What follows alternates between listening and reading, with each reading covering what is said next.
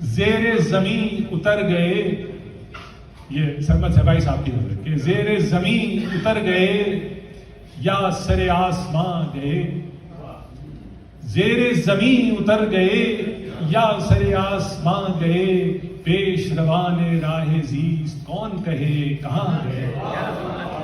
زیر زمین اتر گئے یا سر آسمان گئے، پیش روان راہ زیست کون کہے کہاں گئے۔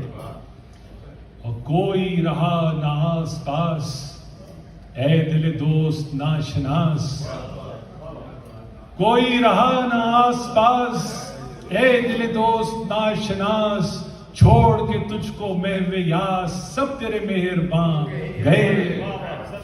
کوئی رہا نہ آس پاس، اے دل دوست ناشناس، چھوڑ کے تجھ کو محو یاس سب تیرے مہربان گئے۔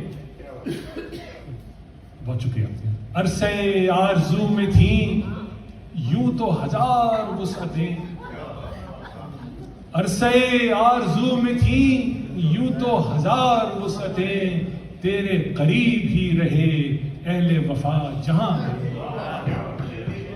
عرصے آرزو میں تھیں یوں تو ہزار وسعتیں، تیرے قریب ہی رہے اہل وفا جہاں گئے۔ ہوش کے مرحلوں میں ایک مرحلہ جنوں بھی تھا۔ میرا تعلق ریسرچ کے فیلڈ سے ہے تو یہ مجھے اچھی طرح معلوم ہے کہ ہوش کے مرحلوں میں ایک مرحلہ جنوں بھی تھا، وادی وہم سے سبھی فکر کے کارواں ہے۔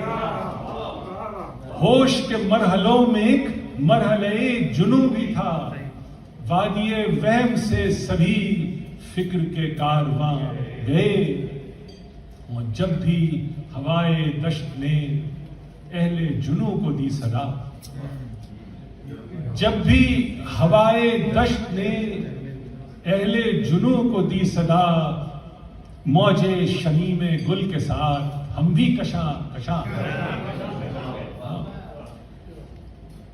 جب بھی ہوائے دشت نے اہل جنوں کو دی صدا، موج شمیم گل کے ساتھ ہم بھی کشاں کشاں گئے۔ اور آخر کار خاموشی ہی سے کھلے دلوں کے راز، آخر کار خاموشی ہی سے کھلے دلوں کے راز، حرف سخن زباں پہ جو آئے تھے رائے گاں گئے۔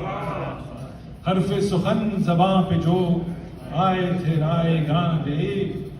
اور آخر دو شعر ہیں کہ ہوش کی جرأتیں تمام حد یقین پہ رک گئی، ہوش کی جرأتیں تمام حد یقین پہ رک گئی، خلوت ناز تک تیری صرف میرے گماں گئے۔